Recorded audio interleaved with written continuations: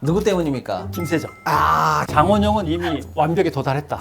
14살 나이에. 남자 아이돌은 하나도 안 필요 없어요. 저도 그렇습니다. 내 인생에 필요가 없어. 필요 없어요, 걔네들. 죄송합니다. BTS. BTS는 예외, 나는. 사쿠라 대 쯔위! 인간적으로는 사쿠라입니다. 다시 이렇게 부활할 줄 몰랐습니다. 그러나 쯔위. 낭만이라고 하는 것은 어떻게 보면 옷이 딱 두 벌인데 한 벌을 팔아서 장미꽃을 후하는 사람.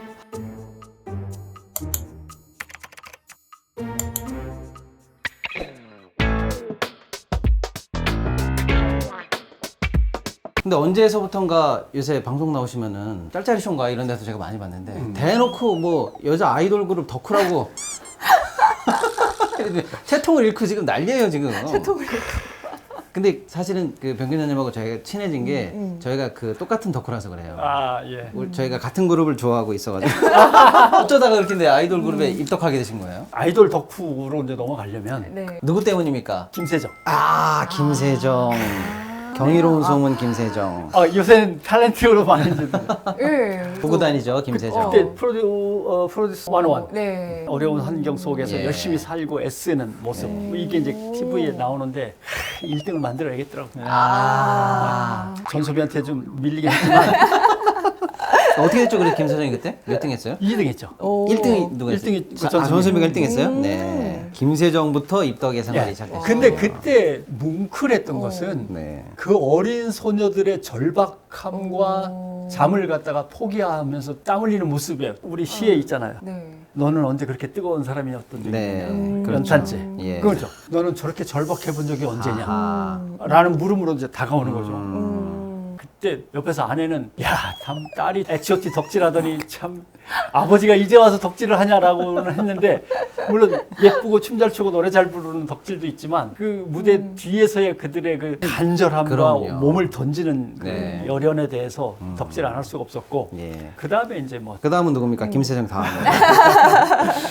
그 다음에 이제 48에서 사쿠라도 눈여겨봤었는데 네. 저렇게 나이가 많아서 이제 와서 한국말을 배워서 도전한다는 한다는 게 게. 미안하지만 안 되겠다라고 사쿠라가 사실 일본에서 그때 순위가 1등이었어요. 그렇죠. 그때 사쿠라가 1등 못한 그때 1등 했던 게 저 누구야? 장원영 아닙니까? 네, 장원영. 그 다음에 안유진. 예. 그때 저는 장원영은 이미 완벽에 도달했다.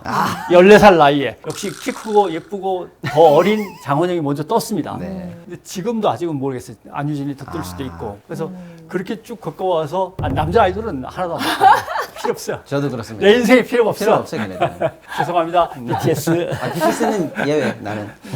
그래서 결국은 이제 그 그룹들이 계속 남아 있는데 그룹들이 없어지잖아요. 없어지고 지금 그러니까 다 새로 만들어졌죠. 가는 거죠. 그래서 이제 뉴진스의 뭔가 새로운 그 노래, 네. 새로운 음악 스타일에 이렇게 딱 끌리기도 하고. 예. 그러니까 르세라핌도 해야 되고 또 아이브는 아이브대로 아이브, 남아 있고. 그렇죠. 그런데 역시 그 나이가 있으니까 나이 든 감성에 맞는 우리가 얘기하면 가락이라고 하죠. 네. 예를 들면 댄스라든가 뭐 바이브. 네. 뭐 이런 거 치중하지 않은 노래로서의 저기는 여자 아이들. 아이들의 아이들까지 음악 솜씨 네. 보통이 아니더라고요. 네, 그러나 여기서 네. 끝나지 않죠. 네. 요새는 퀸덤 퍼즐. 퀸덤 퍼즐까지 보십니까? 퀸덤 퍼즐 그냥 그 몸부림 이미 자기네들은 연습생을 끝내고 그룹을 결성해서 거기 누구 어느 팀에 응원하세요? 속했는데 얘기해도 되나요? 네. 그러니까 투표가 진행 중인 것 같아요. 저는 사실 밀고 있는 건 퀸덤 퍼즐에서는 지우가 제일 나아요. 그거까지 보신 거예요. 마치 옛날에 장원영의 아직은 장원영보다 덜 완성된 장원영 같은 느낌. 네. 지우. 저는 그다음에 K. 역시 가창력의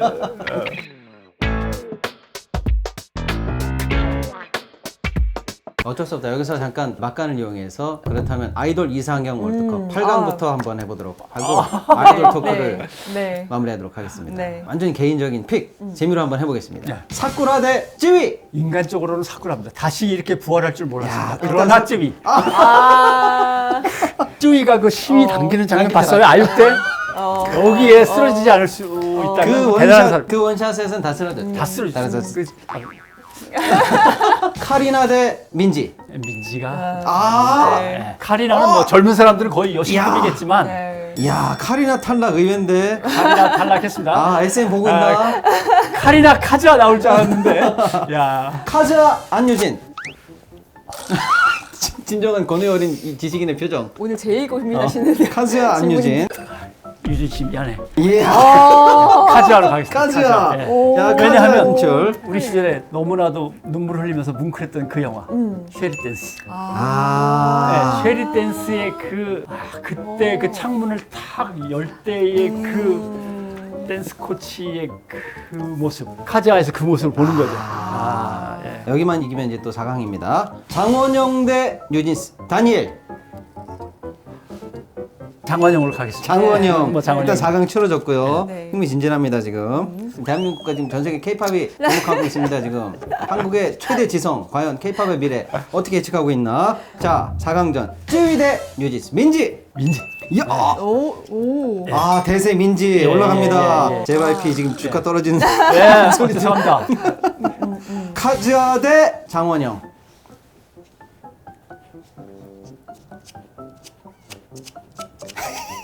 이 정적, 이 떨림. 뭐를 기준으로 해야 되냐가 이제 맞아요. 고민인데 손에서 땀이 나요 지금. 아, 손에서 땀이 나고 네. 지금 흥미진진하고 흥미진진. 지금. 장원영. 장원영. 야, 이거 진짜 시대의 라이벌입니다. 뉴진스의 민지, 아이브의 장원영. 결승 원픽은 아, 이거 진짜 금요일가 민지. 야, 민지. 아, 변 기자님의 와. 최아이돌 이상형 월드컵 우승 축하드립니다, 뉴진스 민지. 민지.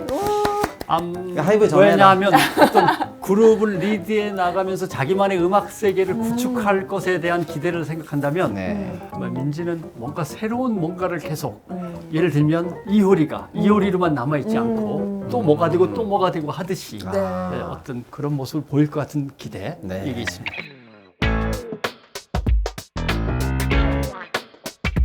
저희가 이제 변 기자님하고 어려운 시기, 우리 민주화 시기부터 시작해서 지금 한국 사회에 처한 얘기, 어려운 얘기 많이 해봤지만 이런 어려운 얘기만 하고 살 수는 없잖아요. 예. 첫 토크로 했었던 음식 얘기랑도 비슷한데 결국에는 낭만 이런 것도 삶에 굉장히 중요한 건데 사실 옆에서 제가 늘 지켜뵈면은 늘 멋과 그 여유, 그 낭만 그걸 잃지 않으시려고 또 계속 그걸 갖춰가시려고 하시는 모습들도 사실 굉장히 감동적이거든요. 그 점 여쭤볼게요. 인생에서 낭만과 멋 무엇일까요? 이거 어떻게 챙겨가야 될까요?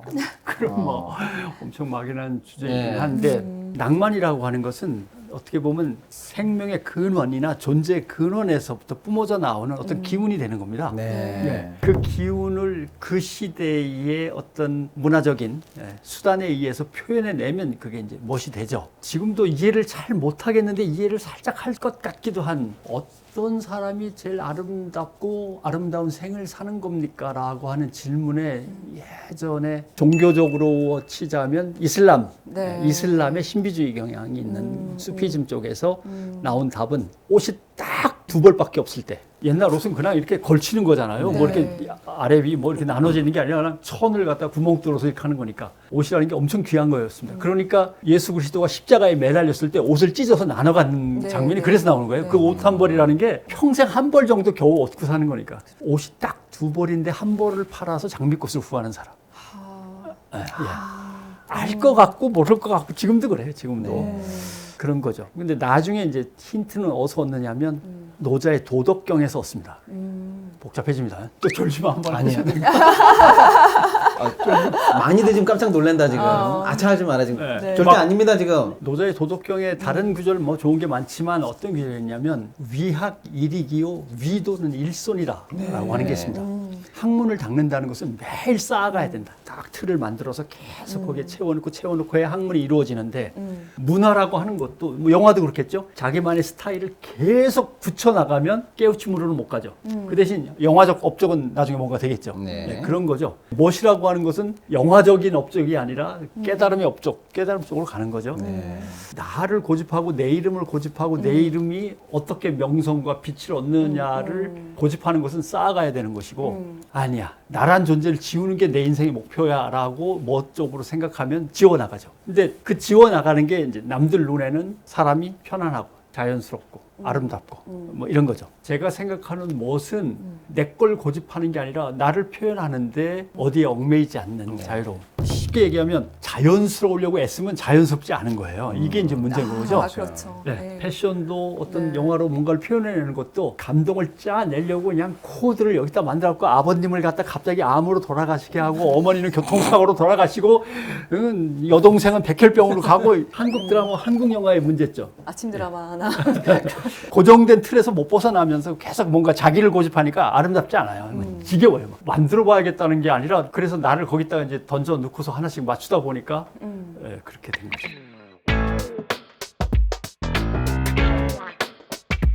기자님과 저와의 인연도 참 오래됐는데 그렇죠. 사실 저희는 예. 뭐 방송에서 만나기 전부터도 이제 사적으로 교류를 했었기 때문에 보면은 굉장히 여행 좋아하시는 것 같아요. 많이 다니셨고 최고의 여행지. 제 취향에 맞는 음. 것은 인생을 살겠다라고 하면 음. 선선하고 시원하고 음. 늘 파란 하늘과 눈 덮인 산꼭대기가 보이는 스위스가 제일. 네. 근데 왜 이렇게 물가가 비싼 거야? 그러니까요. 참 너무 아름다운데 예. 아름다움은 가질 수 없을 때 더 빛난다고. 그 다음에 사람들이 스위스. 의외로 생각 못하는 곳 음. 이런 데도 괜찮을 것 같아라고 하는 건 룩셈부르크 같은 경우. 아, 오. 예, 이제 네덜란드, 네, 벨기에, 네, 이제 룩셈부르크, 베네룩스 3국인데 네, 네. 그 세 나라의 특징이 다 비슷한데도 네. 룩셈부르크가 조금 다른데 아, 그래요? 룩셈부르크? 룩셈부르크는 그것보다는 더 수더분한 듯하면서도 요란하지 않고 조용하고 차분하고 약간 고풍스럽고 네. 그래서 두 나라가 갖고 있는 어떤 비즈니스적인 특질이 아니라 네. 거기는 아무래도 바다를 갖다 확 끼고 있어서 해양 국가라 그러겠죠. 안쪽으로 들어오는 룩셈부르크는 제가 고향인 충청북도 그 네, 네. 바다 없는 산골과 뭔가 느낌이 비슷해서 룩셈부르크도 뭔가 아. 괜찮겠다라고 오. 하는 생각. 네. 그러나 이탈리아, 스페인 같은 데는 문화나 패션, 뭐 유행 이런 걸로는 참 매력적인데 네. 살기에는 이 지중해 스타일은 잘 적응은 안 되고 음. 그래 결국은 스위스, 룩셈부르크 이런 나라들 괜찮고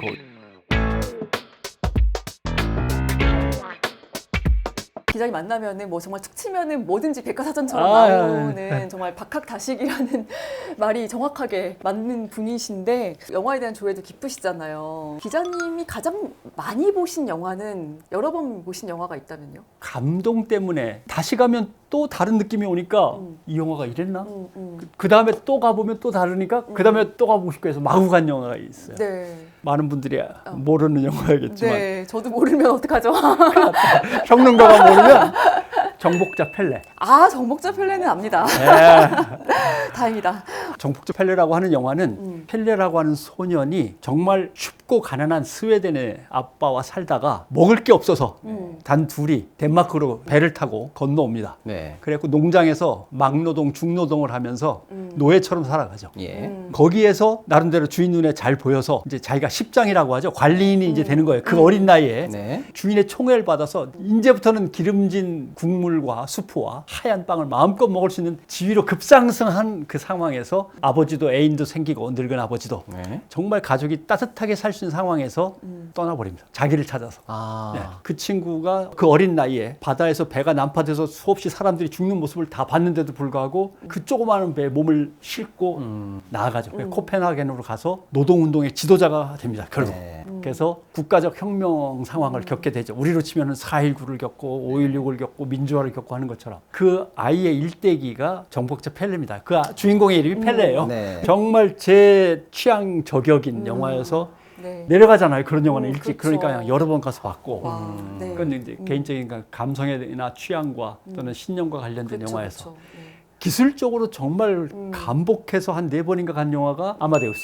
아, 네, 이것도 뭐 인생 영화이신 분들이 많죠. 아마도. 2번 가고 3번째 가면은 굳이 옆에 자막을 안 읽어도 돼요. 그래야 영화가 제대로 들어오기 시작하죠. 맞아요. 근데 이제 인생 영화가 뭐냐 그러면 네, 당연히 보통- 정복자 펠레. 아, 맞아요. 비슷한 느낌인 것 같아요. 기자님의 네. 걸어오신 길이나 신념이나 모든 것들이. 그 꼬마 바닷가에 섰던 그 꼬마를 떠올리면 산골 마을에서 이곳은 내가 있을 곳은 아니야. 내 고향인 건 분명하지만 하면서 그 언덕에서 떠나기로 결심하면서 그 결심을 계속 새기던 제 꼬마 때의 모습 이런 게 떠오르죠.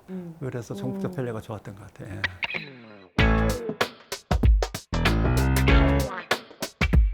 언론 생활을 한 거의 40년 정도 하셨고, 남들은 이때 뭐 지금 인생 이막이라고 이렇게 얘기할 수도 있고, 한국 사회가 지금 관통하고 있는 변곡점도 목도하고 계시고, 마무리로 청년들에게 또는 시대에게 소소하게 해주실 말씀이 좀, 정리하는 말씀이 좀 있으실까요? MZ세대가 제일 듣기 싫어하는 말일 텐데, 일단 인생은 좀 불편해야 돼. 패션이라고 하는 것은 나름대로 격식에 격식을 갖추어 가지고 차려 입으면 패션이 되죠. 그게 사람을 억압하고 속박하는 것이라는 생각을 당연히 할 수 있어요. 그렇지만 갖춰야 될 격식과 기본을 갖추는 게 제일 순수해요.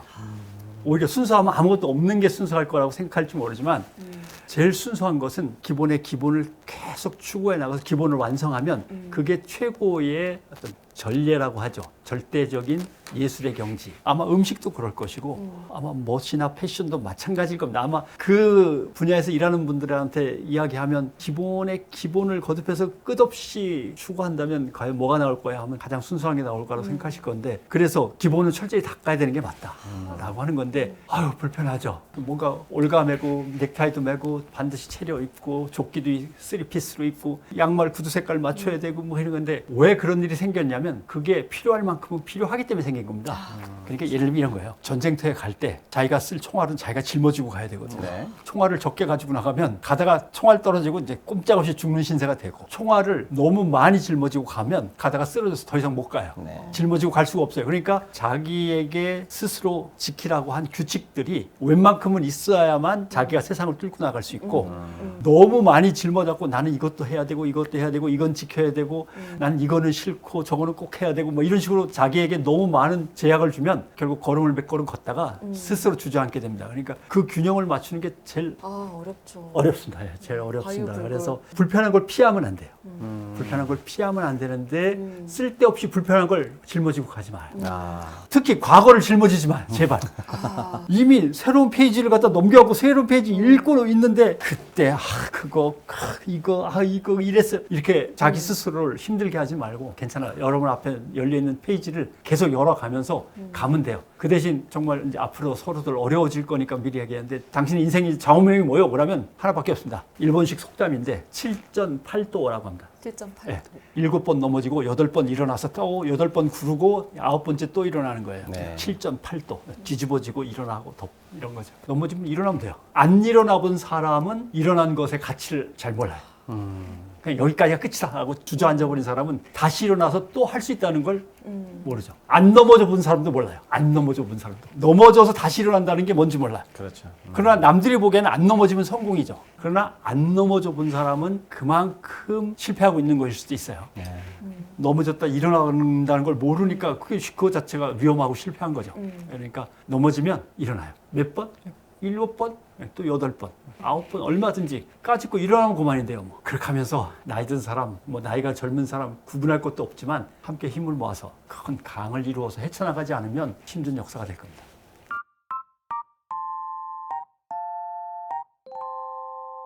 오늘 또 옆에서 스페셜 MC로 고생하신 윤성 평론가님도 끝인사 한번 부탁드리겠습니다. 저는 뭐 MC라기보다는 그냥 청취자 친구로 같은 나왔으니까. 네, 친구. 맞습니다. 네. 너무 존경하는 우리 병 기자님. 사실 숨겨진 얘기 많이 들을 수 있어서 너무 좋았던 시간이고요.